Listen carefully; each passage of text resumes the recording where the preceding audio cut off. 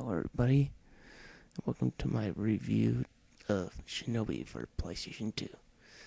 Shinobi is pretty much the reinvention of the Shinobi franchise, or the revival.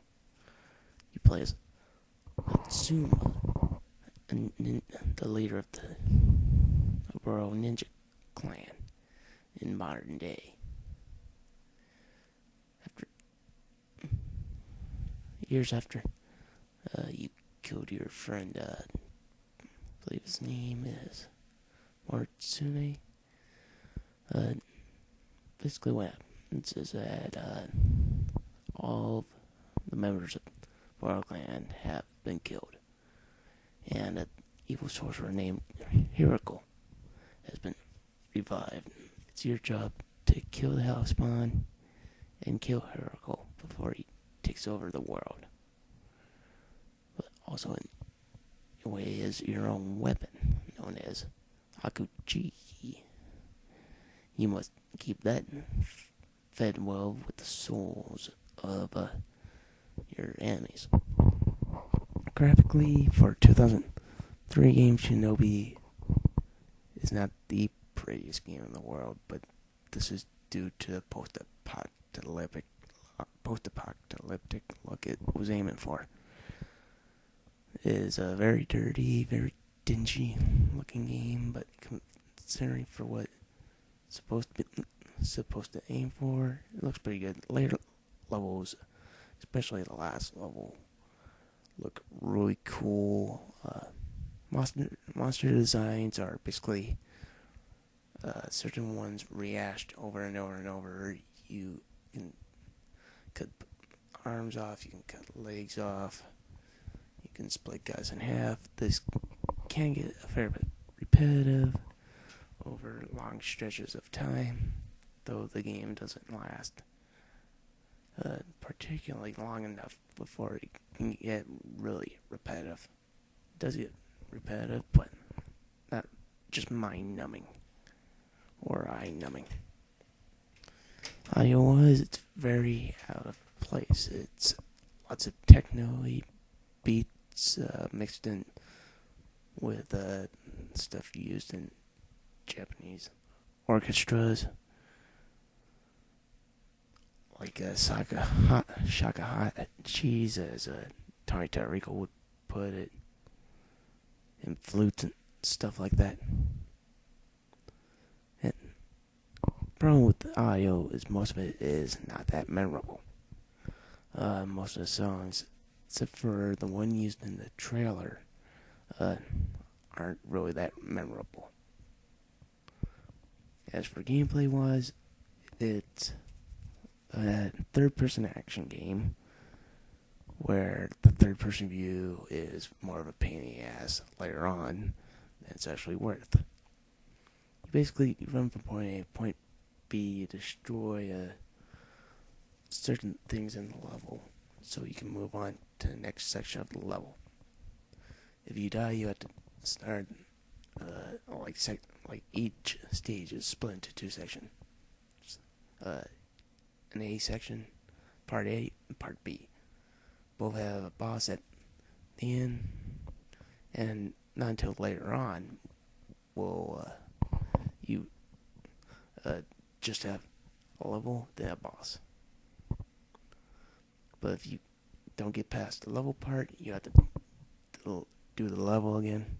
If you can't get past the boss, you just have to fight the boss again.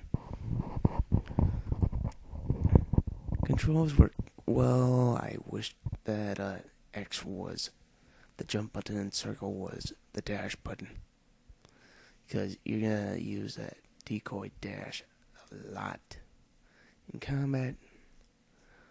And the platforming elements are not exactly a strong point, but they're not exactly weak either. The game has a very big emphasis in chaining up your kills together. In essence, when you're killing enemy and there's a group, like there's an enemy counter at the top right of the screen, of enemies left around you, once you kill all those, if there are 4 or more, you'll get this cool little animation, which will get repetitive because to get the higher ranks, you will want to chain as many enemies together as you possibly can. And the bad guys selection ranges from, you just got ninjas, you got hellspawn, which are these demonic heads mainly, you got techno enemies, you got giants, and you got tanks. That's it. On occasion, it'll change things up by throwing in spiders, but it's the same one spider enemy again and again and again. But considering for 2003, it's not really that bad. Bosses are, well, not exactly tough. The first time through, you'll have a hard time with about 90% of the bosses in the game. And you should, because this is only a 20 level game, and it is quite fun trying to figure out the patterns of certain bosses.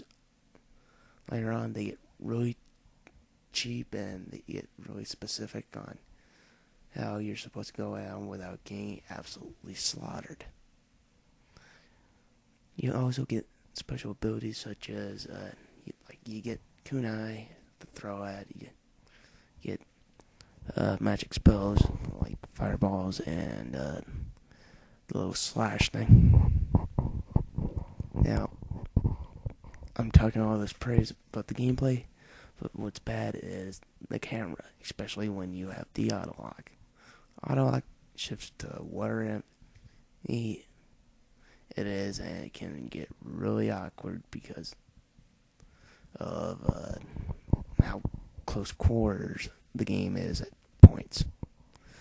Means it can get really odd. You'll find yourself trying to kill an enemy, and you'll fall off platform to your death. But this will probably make or break the game. It didn't really break the game for me because I played it for so long. It's like, you know what, I can get used to it to some extent, but it's still a pretty make or break point of the game.